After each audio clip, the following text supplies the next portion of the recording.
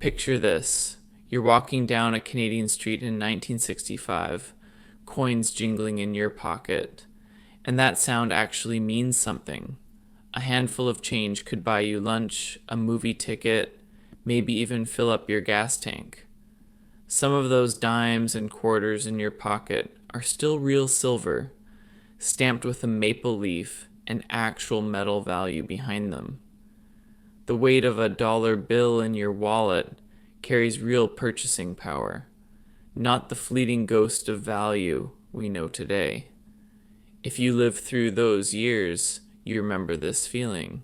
If you didn't, prepare to discover what money once meant in this country, when a few dollars could shape an entire day and wages actually matched the cost of living.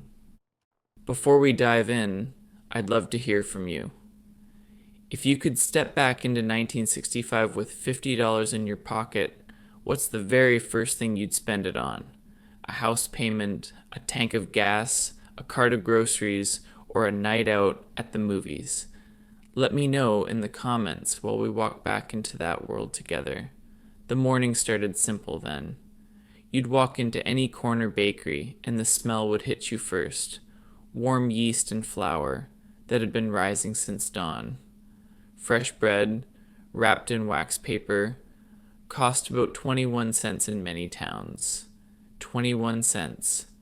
You could hand over a quarter and walk out with bread and a bit of change for your pocket. This wasn't artisanal or organic or gluten-free. It was just bread, baked that morning, substantial enough to slice thick and feed your entire family. Your mother would slice it herself because pre-sliced bread wasn't everywhere yet. She'd make sandwiches for school lunches, peanut butter and jam, bologna with mustard, maybe egg salad if it was Sunday. One loaf fed everyone, and it cost less than a quarter in most places. Today, that same loaf costs $5, sometimes more. But back then, bread wasn't just food. It was security, knowing that no matter how tight money got, you could still afford the basics. Saturday mornings meant the whole street smelled like that bakery, and neighbors would nod to each other as they made their daily pilgrimage for fresh bread. About 21 cents bought you more than sustenance. It bought you a sense that the world made sense, that essential things remained within reach. When your father needed gas for the family car, he'd pull into the service station where an attendant in a crisp uniform would greet him with a smile. Full service, every time. The young man would pump the gas, check the oil level, clean the windshield until it sparkled, and send your family on their way. Gas cost around 35 cents per gallon in many parts of Canada, and filling the entire tank often came in at just a few dollars. This meant summer road trips were adventures, not financial calculations. Your family would pack into the station wagon and drive across the country, Montreal to Vancouver, Toronto, down to the Maritimes. The highway stretched ahead of you, and gas was affordable enough that you never worried about the cost in the same way people do now.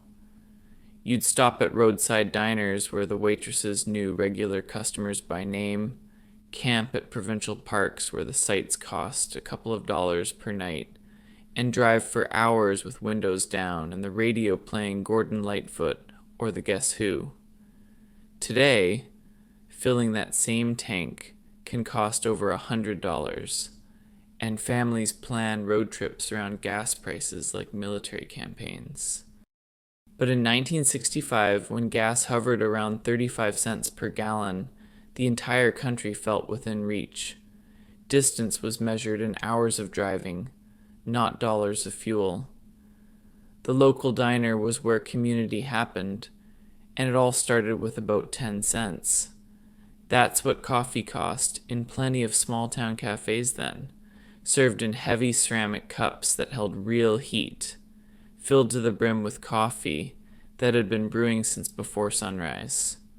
Refills often came free, and nobody rushed you. You could sit there all morning, nursing that cup, reading the newspaper, catching up with neighbors. 10 cents bought you more than caffeine. It purchased time, belonging, a place in the daily rhythm of your community. Farmers would gather there before heading to their fields. Truckers would stop between long hauls, and neighbors would exchange gossip and weather predictions. The diner counter was where information flowed, where you learned about job openings, whose daughter was getting married, which family needed help with their harvest. Today, coffee costs $4, $5 if you want something fancy, and you drink it in your car while rushing to the next appointment. But in 1965, coffee wasn't fuel for productivity.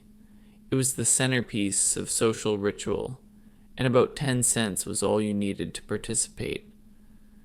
Saturday evenings meant getting dressed up, not fancy but nice, and heading downtown to the cinema. Movie tickets hovered around 75 cents for adults, 50 cents for children. For less than $2, an entire family could experience the magic of the silver screen. This wasn't just about watching a film. It was about participating in a community event.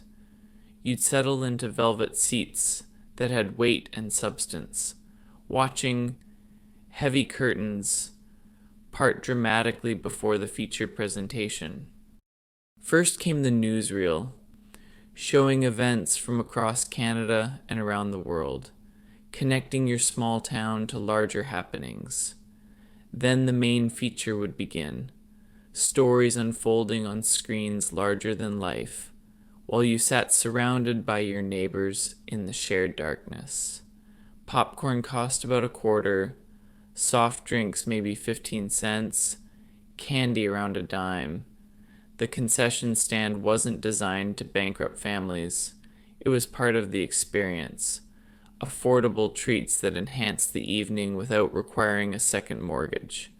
And in plenty of towns, drive-in theaters meant your ticket might even get you a double feature. 2 full movies under the stars, for just a little more. Today, taking a family to the movies can cost over $50 before you even buy snacks. Back then, 75 cents bought you 2 hours of magic and the memory of an evening well spent. If your family needed a new car in 1965, you'd visit the dealership knowing that around $2,500 could buy you a solid, brand new Chevrolet Impala, Ford Galaxy, or Pontiac Parisian, more for fancier models, less for the basic ones. These were substantial vehicles, built like tanks, designed to last years rather than just carry you through the lease term. Power steering and air conditioning were extras in many cases. Seatbelts were just becoming standard, but the cars ran reliably, and families often kept them for a decade or more. Cars weren't meant to be disposable status symbols requiring constant replacement. They were investments, maintained carefully and sometimes passed down to children when they earned their licenses. You'd save up for a car, pay cash, or take a modest loan that you could realistically pay off within a couple of years. $2,500 was significant money, but it was achievable for working families. Today, new cars can cost $50,000 or more, financed over 7 or 8 years, with monthly payments that rival rent. But in 1965, that Impala represented freedom, reliability, and pride of ownership that felt within reach. Sunday morning breakfast started with eggs that cost about 55 cents per dozen. If you lived in town, you'd buy them from the grocery store. If you lived rurally, you might get them from a neighbor who kept chickens, sometimes still warm from the nest. Eggs weren't just breakfast food. They were everything. Your mother would scramble them with toast for morning meals, hard-boil them for lunch boxes, fry them for dinner alongside potatoes and ham. She'd use them for baking cakes, cookies, and bread. Nothing went to waste, and one carton bought enough eggs to feed a family for a week. Today, eggs can cost $6 per dozen, sometimes more, and people celebrate when they find them on sale for $4. But in 1965, eggs were a reliable staple, affordable protein that you didn't panic about affording. You simply bought them and planned your meals around their abundance. Pop was a treat then, not an everyday beverage. You'd walk into the corner store, drop a dime into the vending machine, and pull out an ice-cold glass bottle of Coca-Cola. The glass was thick and heavy, cold enough to make your hands ache.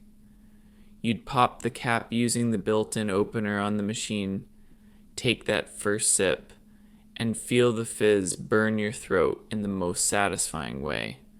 10 cents, 1 dime. That's all it took for this small luxury. When you finished, you'd return the bottle because glass bottles were washed and reused. No waste, no plastic pollution. And remember, a lot of the change in your pocket back then was still silver, literally worth more than the number stamped on its face. Today, that same Coke costs a few dollars in plastic packaging that gets thrown away immediately. But back then, even something as simple as a soft drink felt special because you didn't have it every day and because 10 cents still held meaning. Housing tells the most dramatic story of how life has changed. In 1965, you could rent a decent 2-bedroom apartment in many Canadian cities for around $90 per month. $90. That worked out to about $3 per day for shelter, often with heat and water included. These weren't luxury apartments with dishwashers and air conditioning. Radiators clanked through winter nights and left you sweating during summer heat waves. But they were home. You knew your neighbors. Children played safely in the hallways, and rent was something a single income could realistically cover. Today, that same apartment can cost $2,000 per month in many cities, sometimes $3,000. An entire generation has been priced out of housing. Young families double up in small spaces. Adult children live with their parents well into their 30s, not from choice but from economic necessity. $90 today won't even cover a phone bill. But back then, it was enough to provide the foundation for building a life. The dream of homeownership was truly achievable in 1965. Around $15,000 would buy you a modest 3-bedroom bungalow in the suburbs. A factory worker, teacher, or postal employee could afford this on a single income. You'd save for a down payment of perhaps $1,000, get a mortgage for the balance, and pay it off within 15 or 20 years. The house wasn't large or fancy, but it had a yard where children could play, a driveway for the family car, and a front porch where you'd sit on summer evenings, waving to neighbors taking their evening walks. It was yours, a tangible piece of the Canadian dream. Today, the average house in many parts of Canada costs hundreds of thousands of dollars, often edging toward $1 million in cities like Toronto or Vancouver. Young families can't afford to buy, can't even afford to save for down payments. The home ownership that defined middle-class life in the 1960s has become an impossible dream for many. But back then, $15,000 represented possibility, security, and hope for the future. The key to understanding these prices lies in wages. The average Canadian worker earned around $5,000 per year in 1965, roughly $400 per month. With that income, you could afford $90 for rent, $50 for groceries, $10 for gas, and still have money remaining for savings and entertainment. The mathematics of daily life made sense. Wages and costs existed in reasonable proportion to each other. Hard work led to financial stability, and financial stability supported family life and community participation.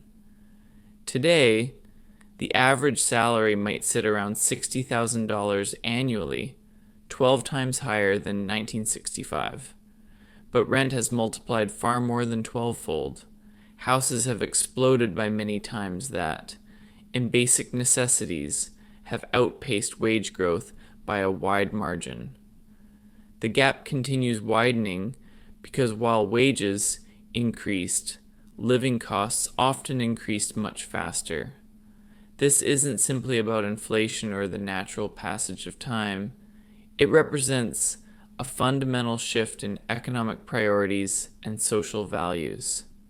In 1965, Canadian society was more clearly structured around the idea that working families should be able to afford basic necessities like housing, food, and transportation.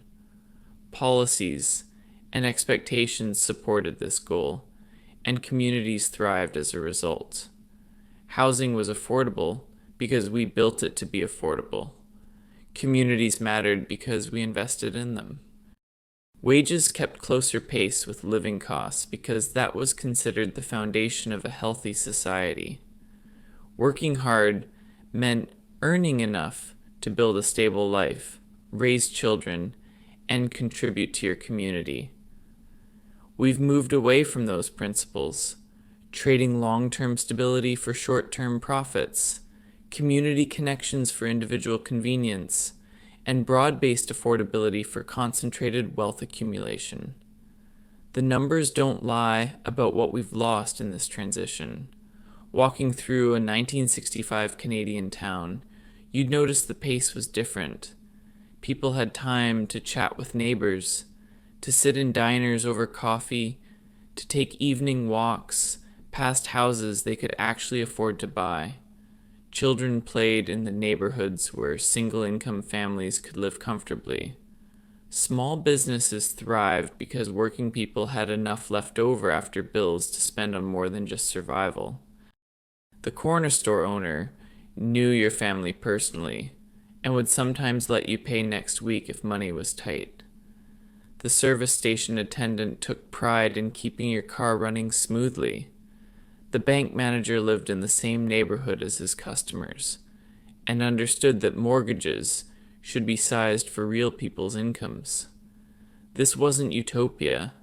Problems existed then, too, and not every family enjoyed equal opportunities or treatment.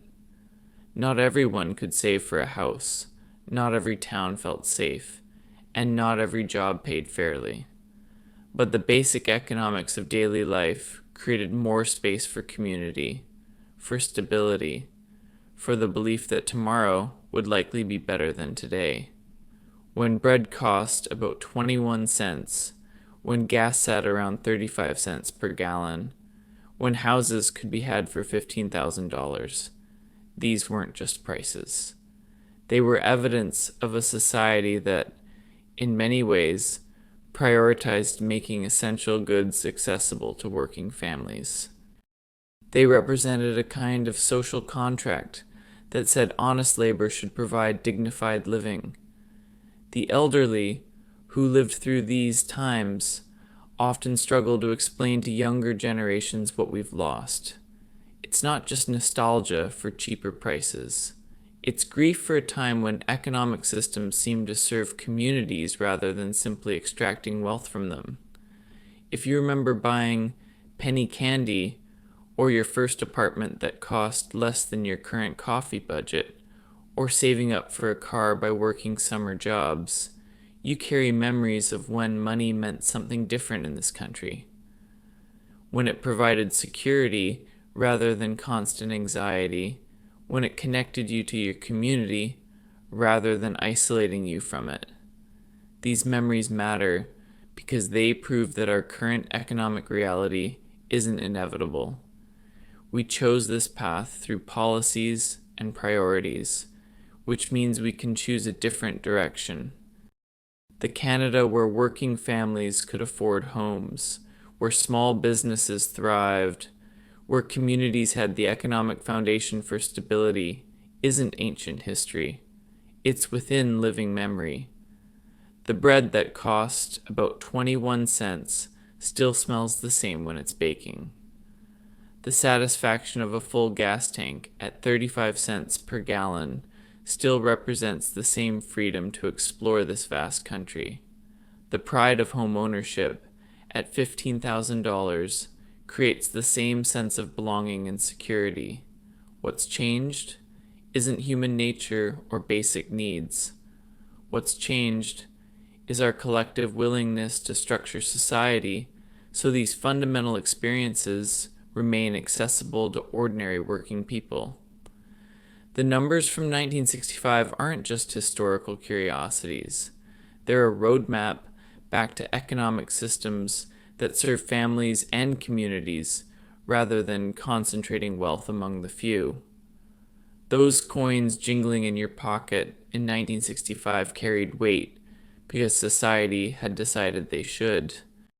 The dollar bills in wallets held purchasing power because we structured our economy to maintain that power for working people. These weren't accidents of history. They were choices, and we can make different choices moving forward. The memories of affordable bread, cheap gas, and achievable home ownership aren't just personal nostalgia. They're collective proof that we once knew how to build an economy that worked for far more people. The question isn't whether we can return to those exact prices, but whether we can reclaim those principles and apply them to our current challenges. Every time someone shares these memories of what things used to cost, they're not just reminiscing about the past. They're documenting evidence of what's possible when a society decides that working families deserve economic dignity. The numbers tell a story, and it's a story we can still choose to write differently for future generations.